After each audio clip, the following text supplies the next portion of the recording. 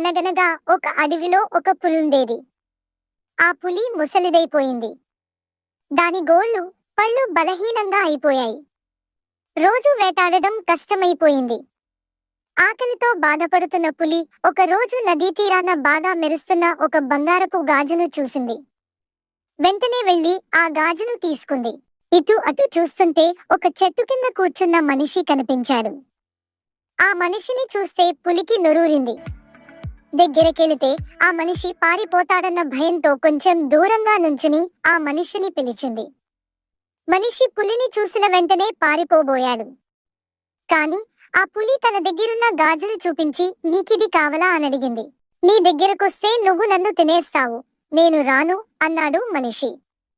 నిన్ను చూస్తే యువకుడిలా ఉన్నావు, బలంగా కనిపిస్తున్నావు, నీకు నేనంటే భయమెందుకు?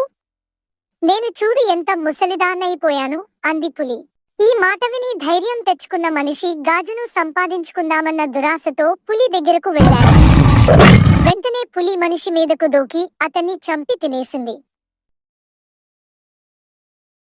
నిజంగా దురాశదు, ఖానికి చేటు.